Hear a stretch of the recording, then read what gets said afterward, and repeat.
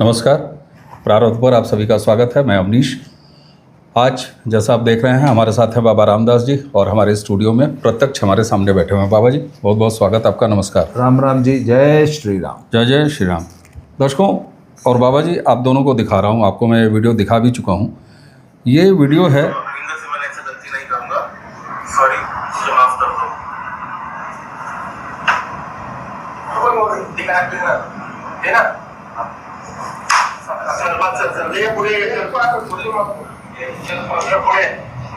ये हिंदी भाषी व्यापारी हैं और ये जो सज्जन सोफे पे पीछे बैठे हुए हैं ये शिवसेना उद्धव ठाकरे गुट के सांसद हैं, चुने हुए सांसद हैं। हिंदी भाषी व्यापारियों को बुला रहे हैं और उनसे कह रहे हैं कि मराठी बोल, और मराठी न बोल पाने की सज़ा आपने देखा कि इनको थप्पड़ मार के सज़ा दी जा रही है। ये इन सांसद महोदय का जो नाम है वो है राजन विचारे जी। ये सांसद हिंदी विरोध में लगातार आप अलग अलग इलाकों से देख रहे हैं। रही बात शिवसेना के डीएनए में, भले आज शिंदे वाली शिवसेना भाजपा के साथ सरकार बना के चल रही हो तो भाजपा के कुछ संस्कार उनके अंदर आ रहे हों, ये अलग बात है, लेकिन शिवसेना की तो जमीन ही मराठी मानुस की सो कॉल्ड प्राइड और गैर मराठियों को मारना पीटना, वो चाहे उद्धव ठाकरे के समय में रहा हो चाहे राज ठाकरे जो वहीं से निकल के मन से बनाए। क्या इलाज है इनका? क्योंकि ये अपने हिसाब से इलाज कर रहे हैं, सांस्कृतिक इलाज, भाषाई इलाज। अस्सलाम वालेकुम। वालेकुम अस्सलाम। मराठी में इसको बोल के दिखाइए जरा। हाँ तो और भाईजान कैसे मिजाज हैं? इंशाल्लाह सब अच्छा है। लाहौल बिला कुव्वत। आमीन सुम्मा आमीन। या इलाहा इल्लल्लाह। फलाने उल रसूल अल्लाह। अब अगर मराठी में नहीं बोलूँगा तो पटक के मारूंगा। दो चार ऐसे भी वीडियो आने दीजिए।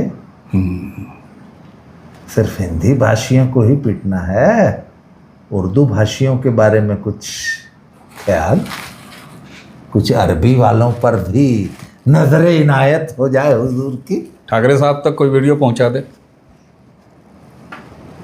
मेरी ये गुजारिश है कि सभी भाईजान आज के बाद कृपया, अच्छा अल्लाह मराठी में होना चाहिए। आज के बाद कोई अगर अरबी में सुबह 4 बजे चिल्लाता पा गया तो उद्धव ठाकरे जो है हंसुआ से, सर ऐसा भी कोई फरमान देखिए हो, मर्दानगी वाली बात तो यही है सर। हिंदी नहीं चलेगी, महाराष्ट्र में रहना होगा तो हिंदी नहीं चलेगी, अरबी फारसी उर्दू भी नहीं चलेगी। हम तो वो है ना, रगों में दौड़ते फिरने के हम नहीं कायल, लहू जो आँख से टपका जब आँख ही से न टपका। अगर अरबी वालों को नहीं पीट दोगे तब तक मर्द नहीं मानेंगे सर। और उधर उद्धव भाई जो हैं वो तो अरबी वालों के सामने घुटनों पे बैठ के जो है आलाए तनासुल सहला रहे हैं। हमने तो आज तक किसी शिव सैनिक और मराठी मानुस को नहीं देखा कि किसी अरबी वाले को ये बोल दे कि खबरदार आज के बाद महाराष्ट्र में अरबी फारसी नहीं चलेगी, सिर्फ मराठी में नमाज पढ़ना है या मराठी में अजान होगी। होना तो ये भी चाहिए। गुजरात का पार्ट था महाराष्ट्र। हाँ मुंबई जी, बहुत पुरानी कहानी नहीं जी। गुजराती समाज है, गुजराती भी बैन कराएंगे। तो सर एक बात बता दूं, बाकी ज़बानें दिया बुझते हुए फड़फड़ाता बहुत। और आपने जो कहा ना गुजरात का पार्ट था, सिर्फ गुजरात ही क्यों, बहुत बड़ा एक साउथ इंडियन समाज भी रहता है महाराष्ट्र में। खूब रहता है, बहुत बड़ा है। गुजराती तो खैर आधो आध होंगे। बिल्कुल।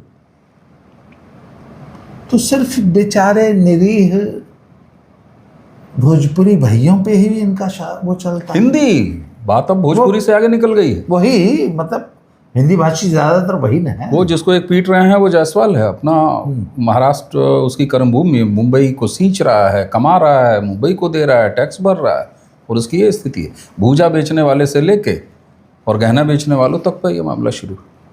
आखिर इससे हासिल क्या करना चाहते हैं हम, मैं ये जानना चाह रहा हूँ।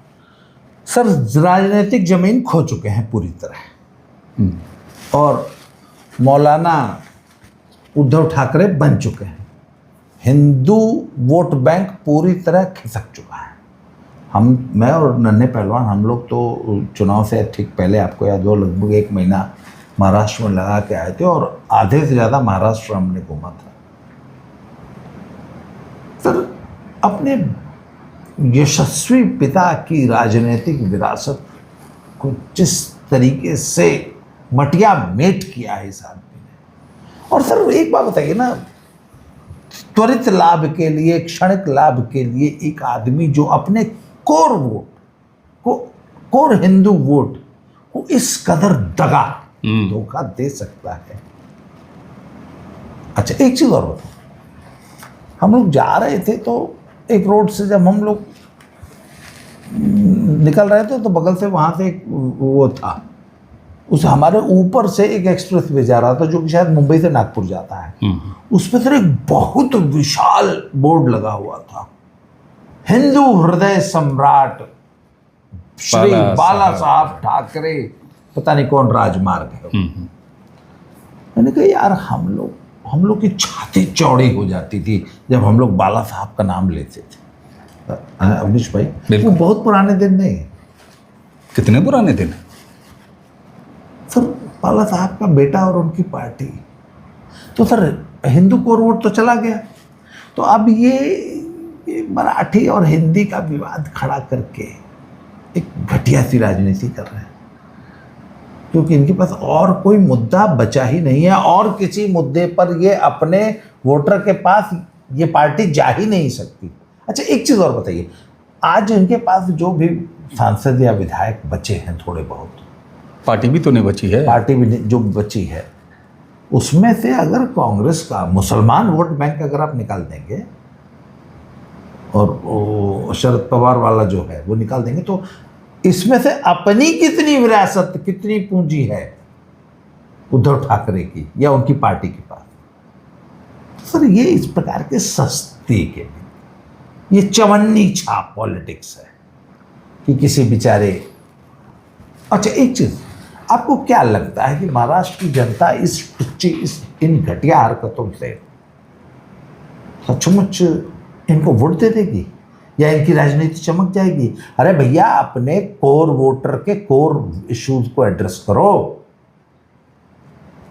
अच्छा एक चीज और, आपने एक बेचारे छोटे से बिजनेसमैन को 4 पड़ाका मार दिया। वो इतनी बड़ी film industry, Hindi film industry, मतलब आज मैं कुछ साल पहले मैंने एक लेख पढ़ा था कि आज से 100 साल बाद जब इतिहास लिखा जाएगा तो हिंदी का प्रचार प्रसार करने में, और सिर्फ भारत में नहीं पूरी दुनिया में, बिल्कुल बिल्कुल, हिंदी का प्रचार प्रसार करने में हिंदी फिल्म इंडस्ट्री, मुंबई, बॉलीवुड का जितना बड़ा योगदान है, फिर वो फिल्म इंडस्ट्री हो, चाहे वो आपकी टेलीविज़न इंडस्ट्री हो या फिर आपकी ये OTT हो। भोजपुरी फिल्में नहीं बनती हैं मुंबई में, खूब बनती हैं। भोजपुरी फिल्म इंडस्ट्री में सिर्फ स्टार्स की बात नहीं कर रहा हूँ, जितना मैन पावर है उसका 80% मेरा दावा है कभी महाराष्ट्र और साउथ के लोगों का वर्चस्व होता था। भोजपुरी यूपी बिहार के लोग हैं, स्पॉट बॉय से लेके स्क्रिप्ट राइटिंग तक। सवाल ये होता है कि भीमसेन जोशी को बुला के 2 पड़ाका मारे, अब तो कर नहीं चले गए कि आज के बाद हिंदी में बंदिश नहीं गाओगे। मुकेश अंबानी को बुला लें, मुकेश अंबानी को बुला लें, बुला लें। आज के बाद कर दीजिए, मोहम्मद रफ़ी और आशा भोसले और लता मंगेशकर का एक भी गाना बजना नहीं चाहिए महाराष्ट्र में। अरे बाबा जी, एक कर लेना, हमारे यूपी मर्दानगी तो मैं तब मानूंगा। बाबा जी, हमारे यूपी वाले बाबा जी जेवर में बहुत अच्छा फिल्म सिटी बनवा रहे हैं। हाँ। हटाएं उद्धव ठाकरे, बोला सबको हिंदी हाँ, एक इंडस्ट्री आप भी मुंबई। बोलिए कि आज के बाद हिंदी फिल्म की कोई इंडस्ट्री मुंबई में नहीं चलेगी। आप बोल के देखिए। अरे मर्द हो तो आओ ना मैदान में। एक किसी बेचारे जायसवाल को 2 पड़ाका मार के मर्द बन रहे हो और उसका वीडियो जारी कर रहे हो। हाँ, शर्मनाक ये है कि बाकायदे ऑफिस में वीडियो, क्या अगले के बिना मंजूरी के ये वीडियो आया सोशल मीडिया में, और मैं उनके ट्विटर हैंडल पर गया, इज्जत हो रही है। मैं क्या क्या कहूँ, नीचे क्या जनता लिख रही है। उनकी माताजी को प्रणाम किया जा रहा है, उनके पिताजी को प्रणाम किया जा रहा है, सब कुछ हो रहा है। मैं फिर बाबा जी ये नहीं समझ पा रहा हूँ कि ये फ्रस्ट्रेशन में, ये पागलपन का दौरा है कि ये राजनीति इस पर क्यों हो रही है। क्या हासिल होगा उद्धव ठाकरे, उनकी पार्टी, उनके सांसदों को? इसके अलावा कोई चारा बचा नहीं। आज की तारीख में बिल्कुल किंग कर्तव्य विमूढ़ है, कोई मुद्दा ही नहीं बचा है, तो ऐसे ही फर्जी मुद्दे निकाले जा रहे हैं। आप बताइए ना, आज उद्धव ठाकरे को या इंडिया अलायंस के किसी भी नेता को राजनीति करनी है तो क्या बतियाएगा? चलिए मैं आप एक काम करिए, आप एक प्रवक्ता बन जाइए। नहीं है, इंडिया अलायंस है क्या है? मोदी विरोध, भाजपा विरोध।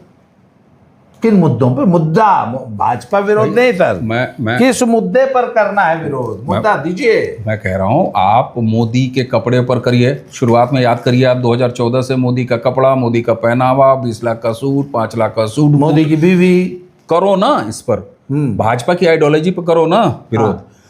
ये भाजपा मोदी का विरोध करते करते भारतीय सेना का विरोध, भारत का विरोध, भारतीय संस्कृति का विरोध, भारतीय भाषाओं का, ऑपरेशन सिंदूर का विरोध। मोदी जी इस लायक छोड़े हैं। ये किसकी जीत है, हार किसकी?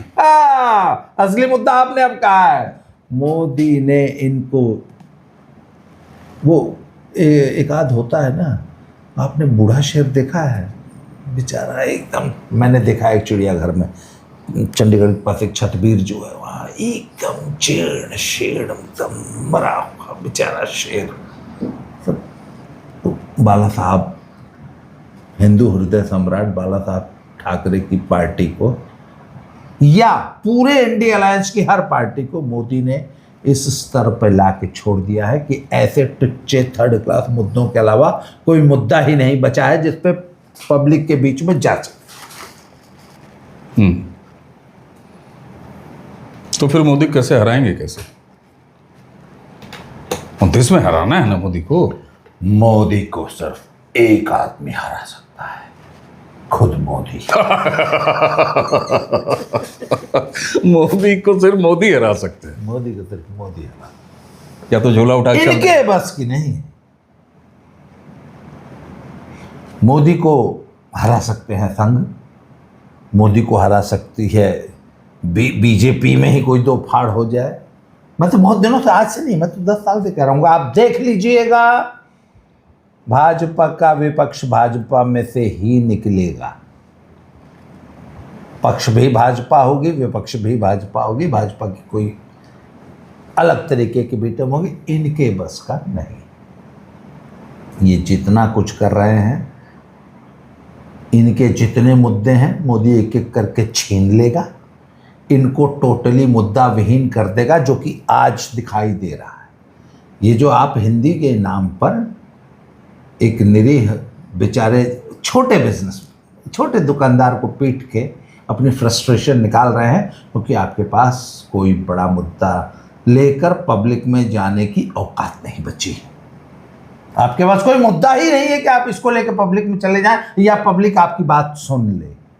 आप नहीं कहेंगे कि वक्फ के सबसे बड़े कस्टोडियन हमें हमारे रहते वक्फ को कोई हाथ नहीं लगा सकता। क्यों?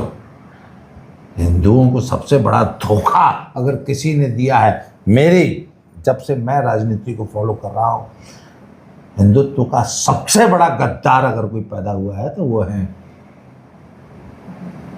उद्धव ठाकरे। अच्छा, एक चीज़ और, महाराष्ट्र में आप देख लीजिए, उद्धव ठाकरे, उनकी पार्टी, उनके पार्टी का सांसद राहुल गांधी को भी महाराष्ट्र के सपने बहुत आ रहे हैं। महाराष्ट्र चुनाव का, इलेक्शन का रिजल्ट उनको पच नहीं रहा है। तो ये कांग्रेस का फ्रस्ट्रेशन की छाया इन सारे लोगों पर उतर के आ रही है। और कहीं ना कहीं ये बात वही है, क्योंकि वो इलेक्शन कमीशन पर दुनिया भर के आरोप लगा दिया। इलेक्शन कमीशन बाकायदे उसको संज्ञान में भी ले रहा है। तो महाराष्ट्र के रिजल्ट ने आखिर वो कौन सा झटका दिया है? क्योंकि मैं ये फ्रस्ट्रेशन राहुल गांधी में भी दिखाई दे रहा है, ये फ्रस्ट्रेशन सस्ता वर्जन इसका उद्धव ठाकरे में दिखाई दे रहा है। शरद पवार चुप जरूर हैं, बुजुर्ग आदमी हैं, फ्रस्ट्रेट वो भी हैं। सरकार चल रही है, वही मराठी मानू शिंदे की सरकार चल रही है। महाराष्ट्र ने कौन सा वो झटका दिया? चुनाव तो राहुल गांधी लगातार हार रहे हैं, इतने सारे हार चुके, लेकिन महाराष्ट्र क्यों नहीं पच रहा उनको? सिर्फ महाराष्ट्र ने झटका नहीं दिया, महाराष्ट्र से पहले हरियाणा झटका दे चुका था। पर हरियाणा में एक सांत्वना पुरस्कार था। हरियाणा में कहने के लिए ये था, और सारी दुनिया इस बात को स्वीकार भी करती है, सच्चाई भी यही है कि हरियाणा का चुनाव ये जो हारे हैं, ये हुड्डा के वितरघात, हुड्डा के ओवर कॉन्फिडेंस। हुड्डा को लगता था कि हम तो वाकई 70, 75, 65 सीट जीत रहे हैं, तो अगर उसमें से 10-15 सीट कम भी हो जाएगी तो मतलब सरकार हमारी बन जाएगी। और उसी ओवर कॉन्फिडेंस में वो 17-18 सीट हार गए, जानबूझ के जो बागी खड़े किए थे, खुद हुड्डा ने किए थे। तो 20 सीट तो हुड्डा ने हरवाती ना। तो वहाँ पे एक हो गया कि नहीं, हरियाणा हमको बीजेपी ने नहीं हराया है, हम खुद हार गए, हम खुद हार गए। महाराष्ट्र बीजेपी ने हराया। वह महाराष्ट्र जो कि बीजेपी बहुत बुरी तरह 2024 के लोकसभा में हारी थी। आप ये देखिए ना, सबसे बड़ा कि गलत सब रोग का डायग्नोसिस करके, भाई सबसे पहले तो ये डायग्नोसिस जरूरी था ना कि आखिर हम हारे क्यों, और तुरंत पूरा आनंद फानंद में गलतियां सुधार के और पूरा स्ट्रेटजी चेंज करके, पूरा ताकत झोंक के 6 महीने के अंदर चुनाव जीत लिया। 6 महीने भी कहा, 6 महीने से भी कम समय है। 5 महीने में सर, इसे कहते हैं वाकई संगठन की शक्ति। फिर ये तो है बीजेपी, है ना? चुनाव जीतने वाली मशीन ऐसे थोड़ी सर। इसीलिए हरियाणा में बहाना था, और बहाना भी उसको मैं बहाना नहीं मानता हूं। महाराष्ट्र में वाकई मिरेकल, हरियाणा में कुछ मिरेकल नहीं था, महाराष्ट्र वाकई मिरेकल था। अच्छा, जिसको वो इलेक्शन मशीन और ईवीएम और वो कर रहे हैं, दरअसल वो था बीजेपी का मेहनत, उसको वो एड्रेस कर नहीं पा रहे हैं या करना नहीं चाह रहे हैं। सर, हमने वो चुनाव बड़े नज़दीक से देखा है। मैंने 1 महीना थे आप? 1 महीना सर, टिकट वितरण से लेकर के माइक्रो मैनेजमेंट, एक सीट पे, एक मोहल्ले में, और जिस तरीके से सर वो वारकारी समुदाय की 1000 कीर्तन मंडली, 1000 कीर्तन मंडलियाँ सारा दिन उनके कीर्तन में मैं खुद शामिल हुई, मेरे वीडियो थे, मैंने देखे हैं। आप विश्वास नहीं करेंगे, हम लोग 4 या 5 दिन पुणे रहे थे। उस 5 दिन के दौरान कम से कम 25 से 30 सभाएं तो मैंने की थी। सुबह 5 बजे हम लोग शुरू हो जाते थे, और कार्यकर्ताओं की टोली सुबह 5 बजे आके होटल पहुंच जाती थी। दद्दा, हाँ बाबा, इस पार्क में, वहाँ गए, वहाँ वो शाखा लग रही है, वहाँ लाफ्टर क्लब है, वहाँ योगा क्लब है, वहाँ लेडीज़ का क्लब है। सुबह करीब 5, 5:30 से लेके 7:30, 8 बजे तक तो ये चलता था। ब्रेकफास्ट किए, 9 बजे वहाँ मीटिंग है, उसके बाद उस सोसाइटी में मीटिंग है, सर रात 11 बजे तक। उसके बाद शाम को मंदिरों 7 बजे उस मंदिर में आरती है, 7:30 बजे उस मंदिर में आरती है, एक वहाँ भंडारा चल रहा है, एक वहाँ कीर्तन बहुत बड़ा, एक वो शास्त्रीय संगीत की एक कीर्तन सभा चल रही थी वहाँ ले। सर मैं बता रहा हूँ कि इंटेंसिव चुनाव प्रचार क्या होता है ये मैंने महाराष्ट्र में देखा। मंदिरों में, मठों में, यूथ में, सोसाइटीज में, स्कूल्स में, वहां पे वो फलानी मीटिंग चल रही है, वहां पे वो चल रहा है, मतलब अच्छा वहां सोशल ग्रुप्स भी बहुत ज्यादा है। महाराष्ट्र में ये कल्चर है अलग अलग तरीके के। आप समझ रहे हैं कि सुबह 5 बजे शुरू होते थे, रात को 11 साढ़े 11 बज जाता था।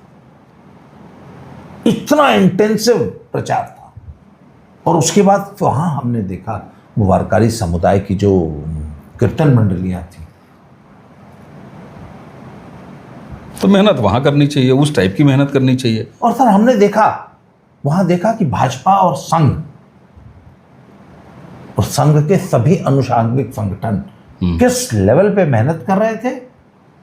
और उद्धव ठाकरे और शरद पवार और कांग्रेस पार्टी का कोई आता पता नहीं था।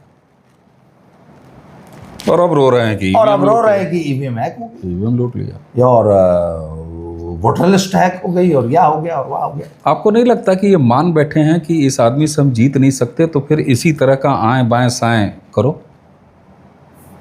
ये वाला जो ये भी जो काम कर रहे हैं ना ये बताइए, कौन सा मराठी मानुस है जो हिंदी नहीं बोलता? कौन सा मराठी मानुस है जो मोहम्मद रफ़ी और लता मंगेशकर और आशा भोसले और किशोर कुमार के गाने नहीं सुनता? कौन सा मराठी मानुस है जो पंडित भीमसेन जोशी और ओंकारनाथ ठाकुर और पंडित जसराज का भजन और शास्त्रीय संगीत नहीं सुनता? आज तक भीमसेन जोशी ने जो गायन किया है उसमें 90% उनकी बंदिशें हिंदी और ब्रज की है। बिल्कुल है सर। रग रग महाराष्ट्र के पूरे समाज की रग रग में हिंदी समाई हुई है, कहां तक निकालोगे भाई? और भारत में हिंदी के बिना काम चल सकता है क्या?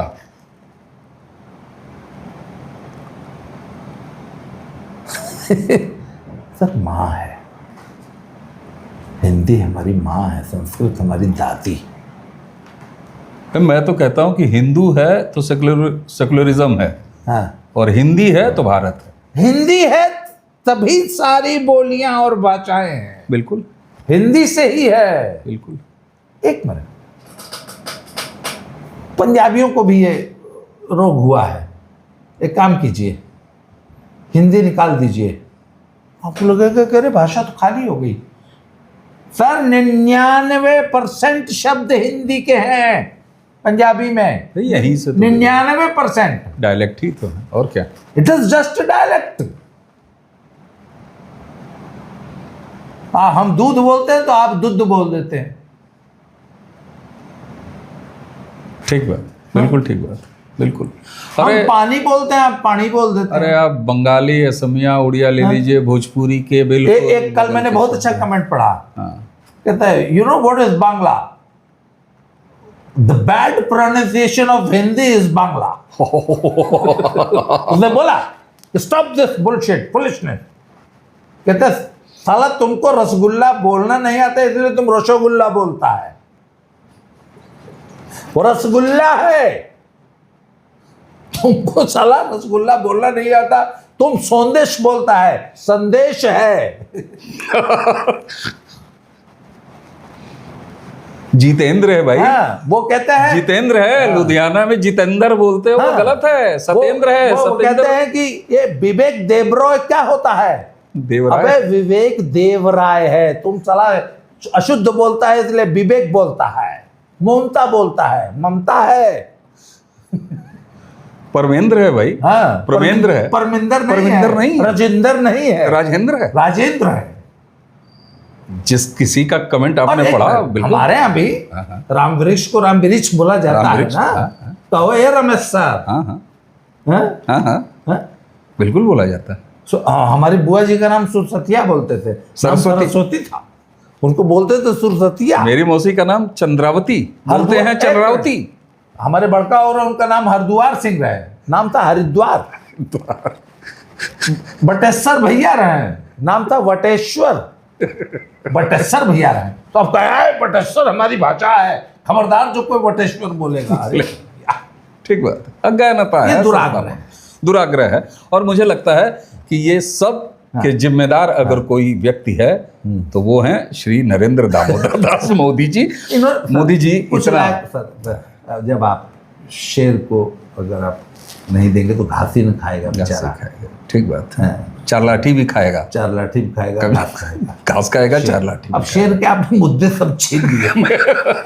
इन विचारों को मुद्दा ही नहीं छोड़ा आपने, तो यही सब लोग करेंगे एकदम दर्शकों। और यहीं पर आके आज का ये वीडियो हम नरेंद्र मोदी जी आपसे हाथ जोड़ के विनती है कि थोड़ा सा कम सताइए महाराज, थोड़ा बहुत। हम मुद्दा ही नहीं छोड़ा आपने बेचारे। हाँ, इतना आपकी आलोचना के साथ आज का ये वीडियो हम समाप्त कर रहे हैं। प्रधानमंत्री जी थोड़ा सा कामकाज हाथ में बचे रहना दीजिए, वरना ये फ्रस्ट्रेशन कहाँ तक जाएगा। तो आपको जो है कुछ मानसिक जो अस्पताल हैं उनको ज़्यादा बनवाना पड़ेगा। तो ये काम आप मत करिए। 29 तक अभी आप काम कर रहे हैं तो थोड़ा सा नरम होइए सर। तो आज की ये वीडियो नरेंद्र दामोदर दास मोदी आदरणीय प्रधानमंत्री जी की आलोचना, अगर वो दो पड़ाका मराया है तो मोदी जी, बिल्कुल बिल्कुल मोदी जी की गलती है, इस पर हम सहमत आपसे। बाबा जी, दर्शकों हमें उम्मीद है कि आज की ये चर्चा आपको पसंद आई होगी, और अगर पसंद आई हो तो वीडियो को लाइक जरूर कीजिएगा, इसे शेयर भी कीजिए। चैनल को आपने सब्सक्राइब कर रखा है और उनसे भी सब्सक्राइब करवाइए। बाबा जी आपको बहुत बहुत धन्यवाद, आप हमारे स्टूडियो में आज भी पधारे, समय दिया, इसके लिए आपको बहुत बहुत धन्यवाद। दर्शकों इसी के साथ हमें और बाबा जी दोनों को आप आज्ञा दीजिए। नमस्कार।